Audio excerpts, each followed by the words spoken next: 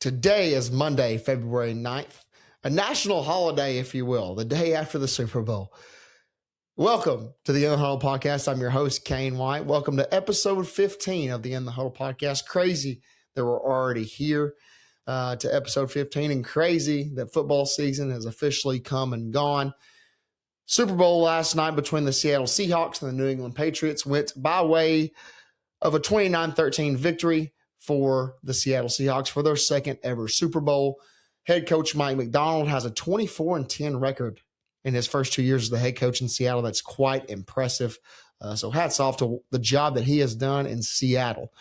Kenneth Walker III was the MVP, carried the ball 27 times for 130 yards. I was extremely impressed with the way he ran the football.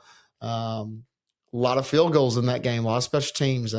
Myers, the kicker for Seattle, really thought he may have had a chance to win the MVP with as many points as he scored. But hats off to Mike Macdonald and his Seattle Seahawks on their second ever Super Bowl. Would love to see Baker and the Tampa Bay Buccaneers there next year. Not taking anything away from the New England Patriots or the Seattle Seahawks, but I wasn't just pumped for this game. I wasn't, stoked out of my gills, like I say quite often. And I sure would be if my boy Baker Mayfield and the Buccaneers got there next year. So hopefully we'll see them in Los Angeles in Super Bowl 61. Also yesterday, we had the final round of the Waste Management Phoenix Open, which is on my sports bucket list there in Scottsdale, Arizona. It wrapped up yesterday with Chris Gotterup beating Hideki Matsuyama in a playoff. Chris Gotterup, this guy's on a tear right now. He won the first PGA event back in January, won the Hawaii Open, and then won the Phoenix Open, the Waste Management there in Scottsdale, Arizona. He is a Maryland native and an Oklahoma Sooner. He's an OU alum, so he's making some noise in the golf ranks. He's a younger guy, and so shout out to Chris Gotterup, man. Be on the lookout for him in some of the major golf events coming up. That Waste Management Phoenix Open, that's on my sports bucket list, man. The 16th hole there, the stadium style of that par 3 hole there in Phoenix, Arizona, or Scottsdale, Arizona. That's on my bucket list. I would love to sit there on a Saturday or a Sunday, and it's kind of got that college basketball atmosphere for a golf match. And so definitely on my bucket list. Hopefully I can make it out there to the Phoenix Open at some point in my life. I'm a fan of those sports events with unique aspects or unique venues, things that are different. And so the Waste Management Phoenix Open is definitely a different type of feel, especially with that 16th hole. Speaking of different events, we also had last week the NASCAR Cookout Clash at Bowman Gray Stadium, won by Ryan Preece. That was held in Winston-Salem, North Carolina. The preseason NASCAR race has no points, nothing to do with the championship points payout for the 2026 NASCAR season. So it's kind of just a preseason, a tune-up race for NASCAR. And it's like I said, it's held at Bowman Gray Stadium, which is the longest running NASCAR track. It also doubles as a football stadium for D2's Winston-Salem State. That venue has held NASCAR events and football games since 1938. It's a little quarter-mile racetrack that's got a football field on the inside. And so what a unique venue that is for a NASCAR race. By the way, Duke beat Wake Forest in the first ever football game there, 7-0 in 1939. So, the Cookout Clash won by Ryan Preece kind of leads us into the NASCAR season, into the Daytona 500 being run this Sunday, which I will be in attendance, and I cannot wait to check that off the bucket list. So, checking off the Daytona 500 off the sports bucket list. So, gotta hit the Kentucky Derby, the Masters, and the Army-Navy game at some point soon to kind of complete the top 4. Can't wait to take in the atmosphere of the Daytona 500. In my opinion, one of the top 10 biggest sporting events of the year in the world that happens every year. Obviously, your World Cup, your Olympics, they're bigger, but they don't happen every year. But of events that happen every year, I feel like the Daytona 500 is definitely a top 10 sporting event. So can't wait to be down in sunny Daytona Beach, Florida, for the Daytona 500. Speaking of sunny warm weather. Now that the ice has melted and the snow is gone by the wayside, we're in February. Baseball season's ramping up as well. And so no better time than now to have on our first baseball-centered guest. He's a Piggott, Arkansas native. He is a Crowley's Ridge College alumni. He was a 5-sport athlete in high school, which is extremely impressive. He's in his 3rd year of coaching. He is the head baseball coach at Trumann High School. Welcome to episode 15. Time to get in the huddle with Trey the Goose Gossett.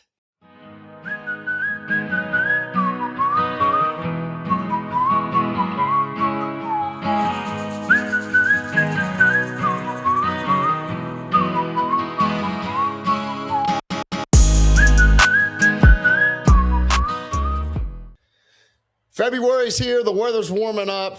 So I had to get somebody to do a baseball on this thing. Welcome into the podcast, episode 15, Piggott native, Mr. Trey Gossett. Trey, how's it going, bud? Man, glad to be here. Glad to let you have me on and ready to talk it up. Man, I know you're getting ready for baseball season, so I know you're busy. So thanks for spending some time with me. I've been around you since you've been at Trumann High School and been on the football staff and been the head baseball coach there. And one thing I picked up on around the football office, they call you Goose. Did my dad give you that nickname? Your dad did give me the Goose. When I first got on, he's a king of nicknames. He has a nickname for every kid that's ever gone through Trumann, and then he's got a nickname for every coach that's went through Trumann. That's right. So last name being Gossett, he sat there and just shortened it up. He was like, "How about the Goose?" So it just kind of stuck with me, and I'll take it. I mean, there's been a lot worse people that have nicknames a lot worse, but I like mine. Man, that's great. That's great. What's it like working with him, man? Of course, I love my dad, but what's it like being around him on a daily basis? Man, your dad has probably influenced me more than anybody else in I'd say my life, because I mean, at this stage when you come into coaching and everything, you get somebody that much wisdom that can also sit there and joke up with you and have fun with you and have a other conversation about stuff. I mean, he is true definition of good as gold. And I'll say this, he keeps my day-to-day job of middle school PE, he keeps that entertaining. And right. it's what keeps us going, I'm sure. Man, that's awesome. I love that. And yeah, he is kind of like the best of both worlds, double-edged sword, man. I've been around him when he was a coach and he was serious and getting on to people and coaching them up. But man, he is a joy to be around. He's a pretty funny guy. Yeah, man. Like I said, I'll tell you this, he makes my job a whole lot more enjoyable every single day. I mean, I really do think the most of him. Right. No doubt. So what year is this for you at Trumann? You started your career at Trumann, correct? Yeah, this is this is year 3 for me. Awesome. So I started right out of college, graduated from CRC. I think I applied for like 2 jobs and I wasn't even graduated yet. And Trumann called me up and I mean, the rest is here. That's right, man. You had a little bit easier than I had it. I applied for 48 in 4 different states before Manila gave me a call. So you had it easy, man. No, I'm joking. But so you're an assistant football coach there, but you're also the head baseball coach, man. How'd you become a head baseball coach so quickly, man? That's in year 3. That's impressive. Yeah, I would say when I applied for the job, it was attached as assistant football head baseball, which me coming off playing at CRC, playing all 4 years and have background for both, I was like, this is perfect. Right here, right, just barely outside of Jonesboro. I'm sitting there, I can stay pretty close.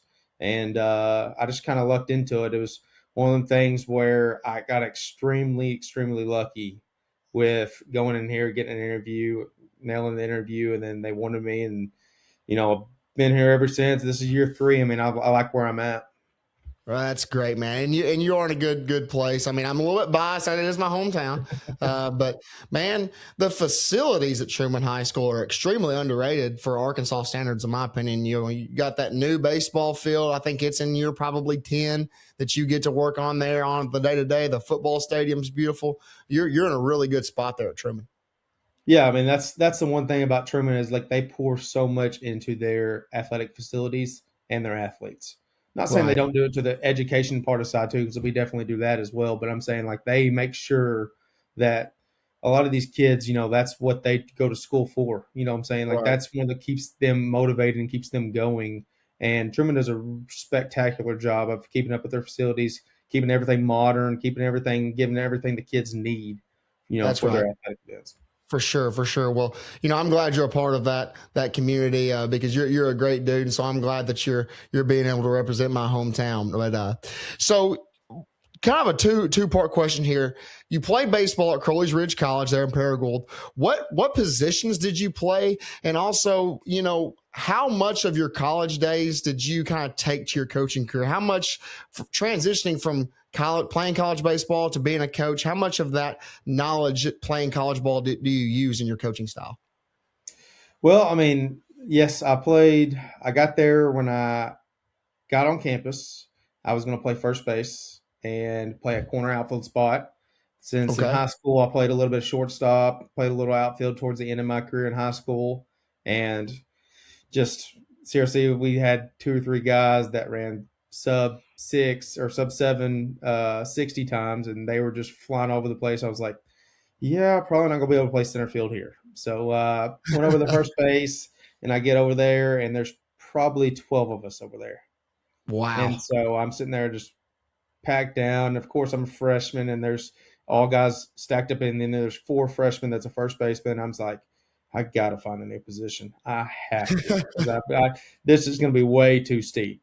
And finally got in there. I'd say my freshman year and played some JV games, and the coach was just like, "Hey, I think we're gonna play third base," and I'm like, never played third base ever in my life. I played every position up to my college career except for third base. And I Throwing you to mean the that wolves, man. wholeheartedly. And I was like, my dad was my coach mostly going all the way through high school ball. I never played third base. And it's a hot corner. I mean, it's tough. And Yeah. then we go to I get there and I start playing some JV games, playing the third base spot in the fall. And, just I didn't even own an infield glove at the time. Outfield glove and a first baseman glove. I was borrowing, one of my teammates' old A2000 that was all crusted up, and he was just like, "Yeah, here you go." And then finally, I got there and made it through the fall, and ended up getting me a glove, and thankfully, and Christmas that present. the little Christmas present, and ended up getting me a glove, and I played there a little bit sparingly in the varsity style of my freshman year, and then I ended up playing some outfield my freshman year as well, and then COVID hit, so Oh that threw a man. big wrench in my plan.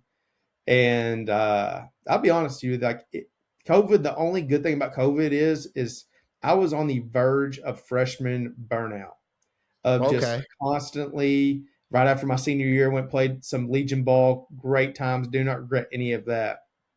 But I got there as a freshman, and when we're playing and you're practicing every single day, and you're putting the cleats on, baseball pants every single day. It doesn't matter if it's Every 30 day. degrees and snowing, or if it's 100 degrees and sun's out and you're a heat stroke. There's no wet bulb out there at that time. So I Right. mean, he was out there playing, grinding every single day, and it just took a big toll on me. And I was Right. playing, and then you get there as freshman, and I had a spectacular senior class ahead of me going into my freshman year, and they were just absolute dudes. There was like 12 or 14 of them that could absolutely play, that played all the way up. And so I knew my time was coming. I just had to be patient in that time. Right. And got to play, hopefully play in that JV games, and played a little varsity games. And then COVID hit, and then I went home and just thankfully got my mind off of it, got a little break from all of it all. And then Right. about June, I was like, I'm ready to go back. Like, I'm No fired up doubt. to go back. Went back my sophomore year and played third base, played as an everyday starter, and batted third. Awesome. Awesome. That's a big jump coming in there. Like, I only playing a few games, and we had some really good guys coming back, and they vouched for me, and my coach vouched for me. That beginning thing, he's like, "Hey, you're going to play third, and you're going to bat third every single day." And I did. Awesome. I played every single game that we had. We played 50 something games, and batted third, never went down the lineup. Had my best year. I think I hit like 340 something that year. Fantastic. So I mean, I had a really good sophomore year. We made it to the conference tournament, which is the first time it's ever been done at CRC. We broke the win record at CRC that Cool. year. So Wow. it was a spectacular year all the way around. And then my junior year, we I started at third base again, hitting third overall. Uh, and then our first baseman went down about the back half of the year, and we had a Okay. freshman that I was real close to, Adonis Thomas. He's from West Side. He Remember came that in, name? and Yeah. I was vouching for him. I was like, we can put him at third, and I'll go over to first, and we can just make this thing roll. Right. And we talked about it, and he was repping the ring. He was doing the same thing I was my freshman year, just being a JV bandit and up there hitting the ball hard, feeling the ball hard. And I was like, I'll do this. I think he got his first start, and I would say I think it was down there in Mississippi, and didn't make a single error in that whole series. Which is Wow. really hard to do. Through 4 games, and I was like, yeah, let's do this. So we finished the year with that. Came back my senior year and started at first base, and then we got hit with the injury bug for a while. And Gotcha. shortstop went out, second base went out, third base was, Adonis had to pitch a little bit, so somebody had to play third base. So, I mean, I got playing time literally all over the diamond. I mean, I played first Right. base, second base, third base, short. I was kind of rolling around being that utility guy that wherever we had to do it. Utility man, Jose Oquendo wearing 15. That's right. I mean, I was out there just trying my best. I didn't know where I was playing. I just knew I was ready to go, and my teammates were the same way. And that's awesome. It sounds like you were really coachable. And, going back to what you said about COVID, man, throwing a wrench in plans, I think it did that for all of us. And, you look back and it's crazy to think that that's what, 5 years ago, and the world looks a lot different. But I think I can relate to you in saying that I'm glad that some of those setbacks happened, because it kind of got us to where we are now. Yeah. I mean, like I said, when I left my freshman year off that COVID, we was actually in Ecclesia, which is over there. Okay. Springdale. Yeah. Yep. Northwest Arkansas. And we was in the middle of game 1, and they canceled our conference tournament. We was getting updates. Our coach was getting updates throughout the game. And then after game 1, they ended up canceling our season. And it was like, we're not doing baseball the rest of the year through game 1. And, of course, we're sitting there. We have a little delay between the games, and, we're just sitting there decided, like, what are we even going to play game 2? We don't even know what we're doing. Like, we're here. And, we had a senior who named Kyle Rappaport. He was from Bigelow. That was he wasn't supposed to pitch till game 4. And they bumped him all the way up to let him go ahead and pitch game 2. I mean, you never know. He was not going to get another opportunity.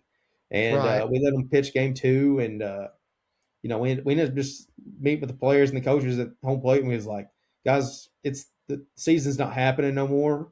Let's just go play. Like, let's just enjoy baseball. We got umpires here. I mean, there's no sense in just not playing another game. So we ended up playing another game, and, we got on the bus ride on the way back home, and surely enough, our bus broke down on the way home. Oh, man. Yeah, we got stuck. I think we was in Benton, and we got stuck. So we had to bring a whole nother bus. We didn't get back to CRC, I think, till like 4 or 5 a.m.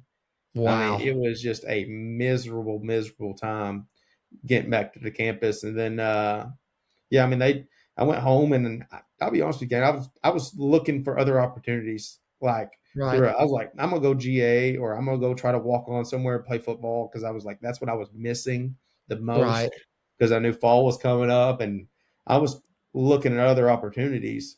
And then I think just me and my buddies sit there and got to talking, and we were like, I'm ready to go back now. I miss this. And thankful enough, I stayed and stayed the course, and I don't regret a single bit of it now. I mean, that's some of the best years of my life right there, is going through those some of the years with playing college baseball with those guys.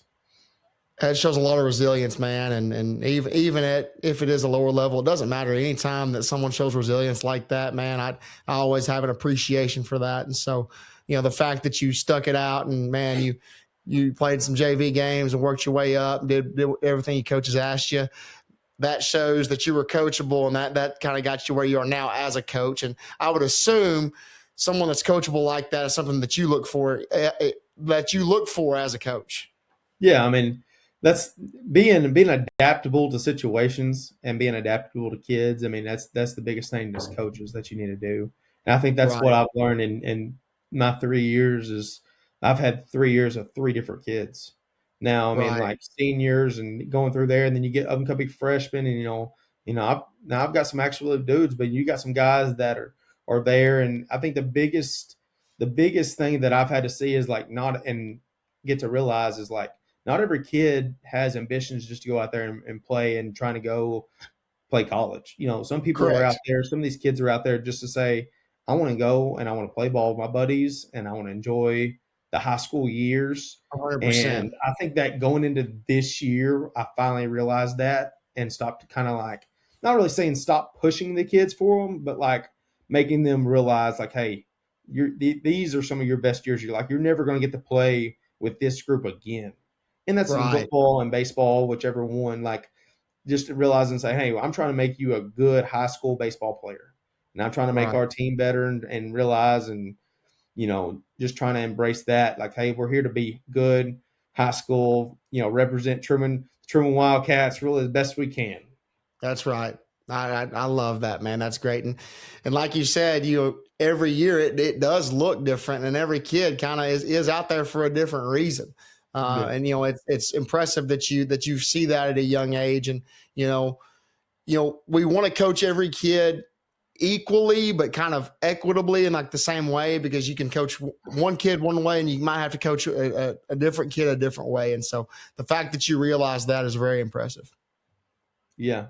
And like I mean, like the biggest thing with the last thing I'll say about that is just like the way I'm balancing this now is I've got two kids now that's already signed and are going to sign with college and play some top JUCOs. I mean, Let's those go. guys I got to push a lot harder For because to sure. get them ready for those college days. Because I've been there, I've lived that, and I know how that is, and I know the competition. I don't care where you're at, like you were saying earlier, like we always played NAIA ball, but it was tough. I mean, there was guys Right. that would bounce back from minor leagues and they'd go play there. They have no NCAA, you know, Right. eligibility left. So they're saying, well, I can go to NAIA and just go play. And I was playing guys that were with the Braves and, they were bounce backs Wow. guys from the COVID, and then everybody's there for COVID year. So they're 7-year seniors. And, it's tough. It's Yeah. not just low level. Here, I'm going to throw this ball 70 miles an hour, just your bounce back high school kids. Like it's the real deal. Yeah, and I don't care what level of college ball you play. If you get to the next level, NAIA, JUCO, D2, D3, D1, doesn't matter. If I tell kids, if you get an opportunity, go do it, because it's a different level of competition. It's a different feel. No matter what the level is, it's everybody there is elite. Oh yeah, absolutely. I mean, like the guy, I think one of my last few games at CRC, we playing a team out of Georgia Gwinnett.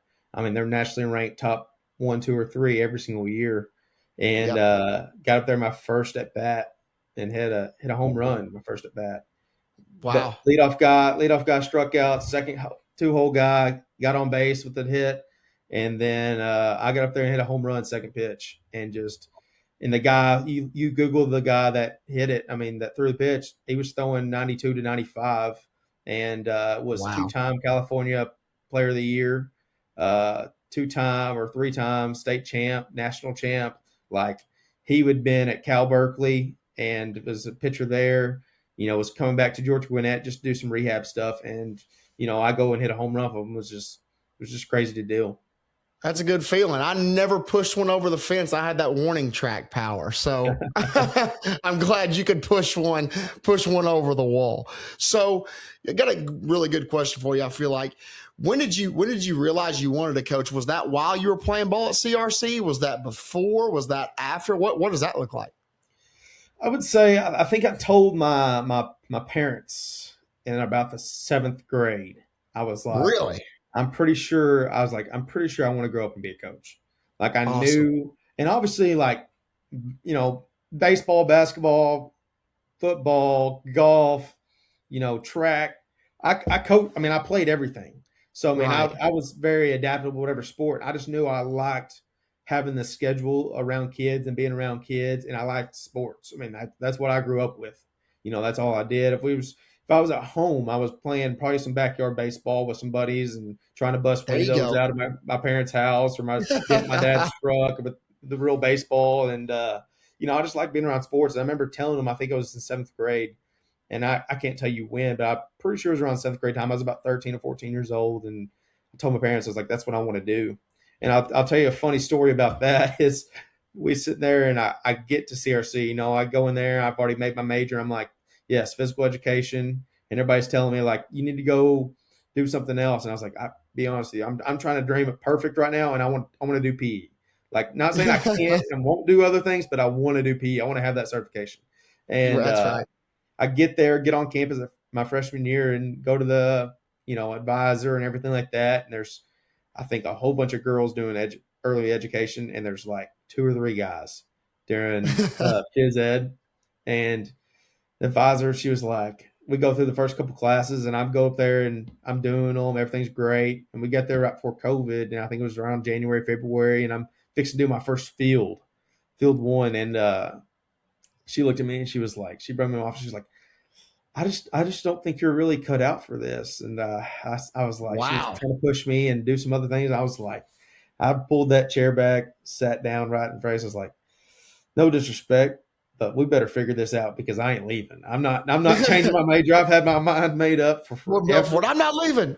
Yeah, I'm not leaving. You better help me figure this out together. And she actually ended up leaving after that year. And I got another advisor, Miss Holly Goodson, and I think the world of her. I mean, I don't make it out without her. I'll tell you that. She did Right. that much for me. And she's gone now. I think she's back home around Monette. So that, I mean, I still run into her or text her anytime like I need something or talk about something. So That's she's awesome. good as well. I kind of had the same experience. I had a person that gave me a little bit of pushback my junior year at A State, but I had some super advisors too, and Holly Huckabee and Blair Dean, two of the best that's ever done it. So I've got a little bit of a similar experience with some pushback, but also some people that really helped me out along the way. I've asked every coach that I've had on here, when did you decide you want to coach? I think you're the first person that said the 7th grade. So I mean, there it is. I was dead set. Hey, Mitchell Weber claims at kindergarten graduation. That's when he decided. But you might have you might be the Mitch second might have you beat. That's awesome. So, we've kind of talked about your coaching career so far. We've talked about your playing career a little bit. What's your ultimate coaching goal if you had one right now? What do you want to achieve by the end of your career?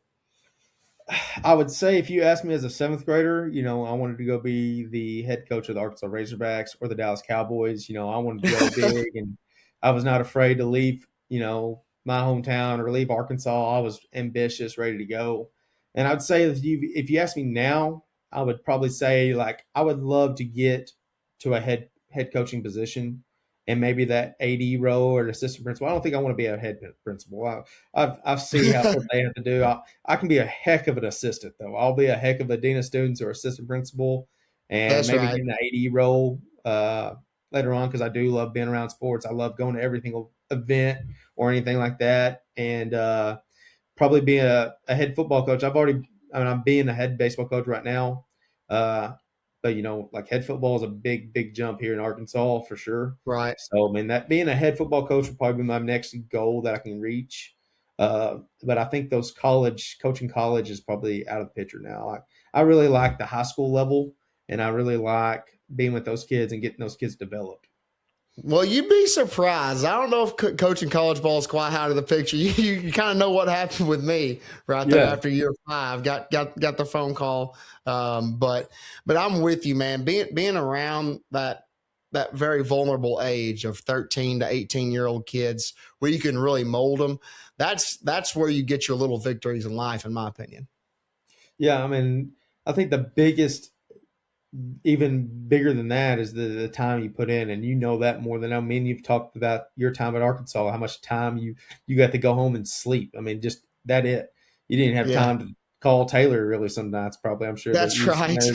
It was 2 a.m. and you had to go be back in at 6. I mean, that's every the high levels you got to go. And I'm fixing to have a daughter born in a couple days, in a couple weeks, and Yes, I'm ready sir. to spend some time with her and my wife. Luckily enough, I get to have a little bit of a break on weekends and stuff like that at the high school level. So that's probably the biggest. I couldn't give up the time that I Right. can give my family. So No doubt. Going to that's be a probably girl day, man. Congratulations. And man, I commend you for, I keep calling you young. You're not much younger than I am, but at a young age, you realize what you value. That is very, very impressive. Yeah, that's just God. God's telling me. He said you need a baby girl. He's like, because you just need a little bit more patience in your life, is what it was. So There here, you go. send There me you all the go. prayers, send me everything. I'm ready for it though. I'm excited. I love it. I love it, man. That's great. So I got a few lighthearted questions right here before we finish up. And I didn't even really have this on my mind, so I saw your jersey back there. Why the number 15? What caused you to wear the 1-5? So all the way growing up, I was really number two, and Okay. number two, we had a guy above us. His name was Daniel Baldwin. He actually went and played for the Hogs during the Mallet, during Bobby Trino and them years, and he was a Okay. big legend of number two at Piggott. So all the way growing up, I was number two. Then DMAC came, and I switched to a little bit number 5. Then I went 25, and I think I got my 7th grade year. I was number 2 on the court, or on the football field and the court for 7th grade. I got moved up as a 7th grader to junior high football. Let's go. And their other quarterback, who was a running back now, was he was number 2. So I had to change, and that's also around the Tim Tebow times. So they were like, they Yes, said, "Trey, sir. you're going to be number 15." And he just gave me the jersey, and I was like, okay. And then we sit there and go to basketball, and I'm like, I'm number 2 again. I'm gonna fight for this number 2. And same scenario comes around, and Coach Reynolds, basketball coach, he sit there, comes to me as a 7th grader. He's like, hey, you're gonna move up to play junior high as well. And came in there, he said, here's your jersey, and here it is, number 15. So Meant to I'm sitting there, be. I'm like, oh, maybe this is just me. I mean, I guess so. And no, from there on out, I was number 15 ever since, and everything I've ever been. Man. Got to CRC and we sit there picking jerseys, and senior already had 15. So I did Uh-oh. play. I was number 5 my freshman year, and but luckily when he graduated, he came up to me and he was like, "Now you got to represent that jersey. You got to keep it going." And he's like, There here you it go. is." So I didn't even have to go fight anybody for it. He already gave it to me, so it was a good thing. What the coaches already knew. So luckily enough, I got to keep my number 15 all the way up through, and I think my sister even took it over at her years. Super cool. So she got to Super be number cool. 15. So 15 is just a Gossett family number now. So That's great. That's great, man. You had to represent Mohawk Nation at the junior high level as a 7th grader, man. That's tough to do. yeah, I mean, that was probably football was a little different, because you're out there, and I already grew up with all those guys and anything, and the biggest challenge was basketball, and you're sitting there, and I got moved up about middle of the season, and I would play like maybe 1 or 2 quarters of the 7th grade game, and then he'd look at me and say, "Hey, go to the locker room." And I'd go to the locker room, and the reason I only played 2 quarters is there was a lot of games I came and started as a junior high game. If I didn't start all the way, I was probably in the 6-man, and got to play. And the pace of play from a 7th grade basketball game to a junior high basketball game was so different. Much And I different. can't remember. I mean, I think it was we got down there. We played in the district tournament, junior high district tournament. It was I think it was at Osceola, and we played Osceola like 2nd round. We won our first Oh, game, had to go play Osceola 2nd round, and welcome to it. those dudes were up there hanging on the rim, and I'm sitting there as a 7th grader, like, I'm fixing to play these guys, and they were freshmen. They were just so much better and so much faster and everything else, which was a hard deal, but it probably paid off later on as a freshman. My freshman year, I was kind of bigger than everybody else. I kind of hit that development a little bit, and played a lot like it. So Awesome, man. I love it. That's a cool story. So, all right, to finish off this episode, you're a football coach and a baseball coach. You're a head baseball coach. You want to be a head football coach one day. You're fantastic at both. but stepping away from coaching, which would you rather attend, the Super Bowl or the World Series? Man, I would probably say the Super Bowl because Okay, it's a little, it's one game instead of it could be seven at the World Series. that's Uh, fair. Good point. but if my Cowboys are playing in the Super Bowl one day here soon, we're gonna sit there and I hope to be there and hope to be watching it on the big stage. I mean, I also grew up through the Cardinals playing in the World Series. Right. We would sit there and watch those on TV. I mean, I've went to probably 3 or 4 Cardinals games now, and I've been to an NFL game now, but I'd probably say the Super Bowl is probably a little more higher on my stage.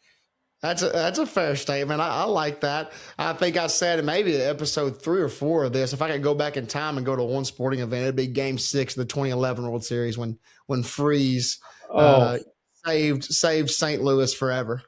man, I remember where I was. We was watching it on television with my dad and a bunch of other guys, and we seen a hit, and I was just erupted, Yep. and we sit there and I remember that day very, very vividly, you know what I'm saying? Like I remember it very well. And I yeah, and no but doubt. that was great. Hopefully they'll get back soon. I mean, that's that's the We ultimate need goal. to. We need to, man. We got to get it Hopefully with figured all out. these top prospects, they can get it figured out. But I'm with you. I remember exactly where I was. Game 6. It was a Thursday night.